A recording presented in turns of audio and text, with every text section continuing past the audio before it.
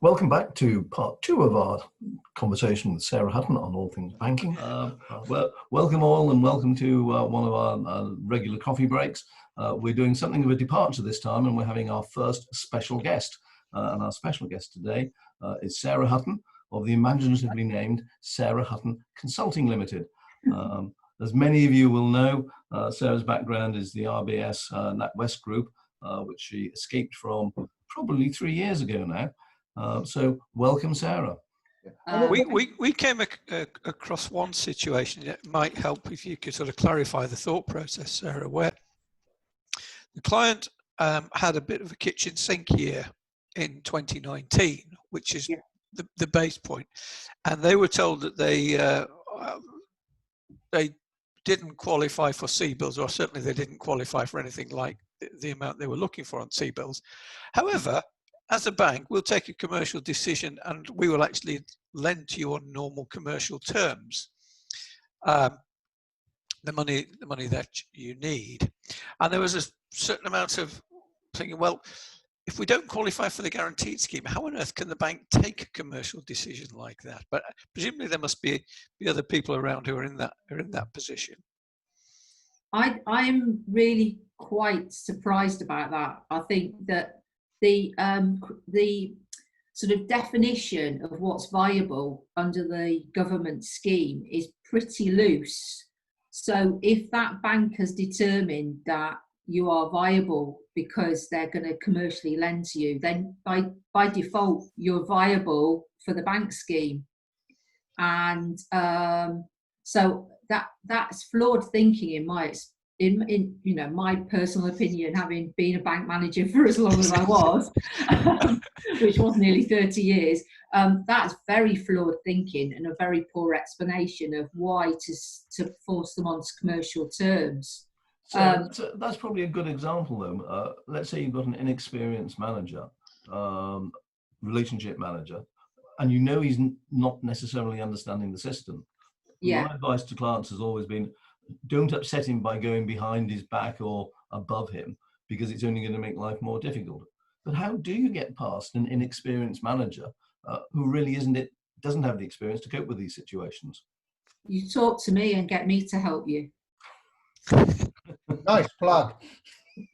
But it's really a case of properly listening to the reasons for the stance that they're communicating, asking for it in writing, and then actually working out ways of mitigating or demonstrating your credibility in terms of being able to service the debt. When it comes down to it, it's all about the amount you're asking for is reasonable, the use to which you're putting those funds is reasonable, and is going to make sure that you're a more viable business when you come out of it, and you really will have that ability to repay. And that goes to the whole picture, which includes all the actions you're taking to reduce the risk for yourself, like where you can cutting short-term costs, using the furlough scheme, deferring the VAT, doing all the other things that you can do to help yourselves, including cutting drawings where that's possible. And then you basically have to re-propose the application, but in a way that properly goes to the nub of what the issues were with the bank. Because all you've got to prove, presumably, am I right, is that you were viable before COVID, and you will probably be viable after COVID. No, I think that the actions during COVID is reduce risks as much as you can, financial and operational, within the current climate. And if there are good things that you're doing now to make sure that you're viable in the future, they definitely help your case. And what about the situation where I'm saying to clients now, okay, you can defer your tax liabilities, you can defer your VAT liabilities, but you can only do that for 12 months. And it's going to come back and bite you come January, February, March of next year. So watch out for that. If the banks expecting those deferrals and clients to defer those tax liabilities, or will they lend for those tax liabilities over a longer period of time? Well, that's it. I mean, if you're applying for a CBILS, my first point would be you need to do your cash flow forecast with sensitivities beyond 12 months. Yeah.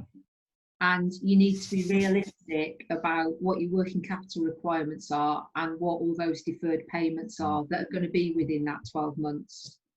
Then it's like not only the amount you want to borrow, but also the term over which you can borrow it. And that's another thing where the banks differ, because some banks are offering the full 6-year loan with the 12-month capital repayment holiday as standard.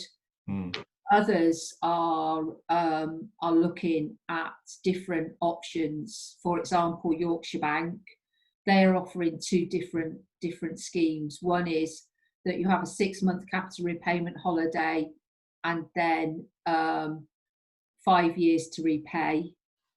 And the other one is a 2-year bullet. Now, the other point is that this scheme runs to the end of September at the moment, the CBILS scheme. It may well be extended, who knows, but at the moment it's the end of September. So between now and then, there's nothing to stop firms, as long as they haven't applied for the full 5 million and got that agreed in one go, to go back for a second bite at the cherry if they feel that they need more money and can justify it. Likewise, if you've gone for a bounce-back loan, there isn't anything to stop you going for a CBILS, but then that would 50 grand or whatever you've borrowed on the bounce-back would have to be repaid as part of the new borrowing. You can't have both. When we were talking about this some time ago, Sarah, and you've just highlighted the period next spring, which is at the forefront of my mind with so many firms. Yeah. A lot of firms were looking at fairly short term and thinking we're going to be okay. In fact, a lot of firms have had a pretty good run for the last 3 months and are still sitting on cash. Is your experience that people are actually asking for enough? I think most of them have thought longer than the next 6 months.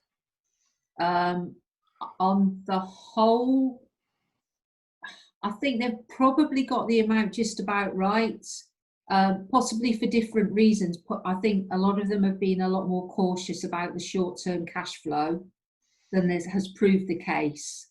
So they're actually in a better cash position now than they thought they were going to be, but they'd already applied for more money. So they've got access to draw down more than they currently need, but their requirements are actually going to be further down the line than they thought. So I think for different reasons, they've probably ended up with the right amount. So as for example, they expected cash collection to be 20 to 40% lower in certainly May and June than it has been, and therefore their balances at the moment are looking significantly healthier than they thought. And also some of them have ended up furloughing quite substantially more staff over the period than they planned, which has saved them a lot of money, but their cash collection hasn't slowed down as much as their furloughing has improved. So overall, their cash position is better now, so their starting position for when they borrow money. I mean, I know some that have delayed borrowing the money. They've got it agreed, but they haven't actually drawn it down, which is another difference between the banks, because HSBC, you've got 60 days from the agreement to draw it down. NatWest Group, it's 6 months. Most of them fall in between, and it's 3 months.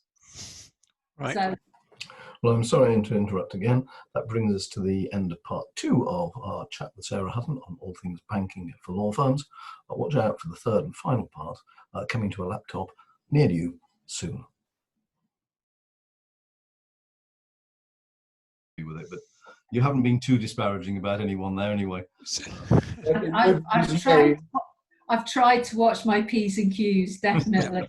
Now we can get you to do the real bit, and we're still recording. Yeah. Turn that record button off. Turn that record button.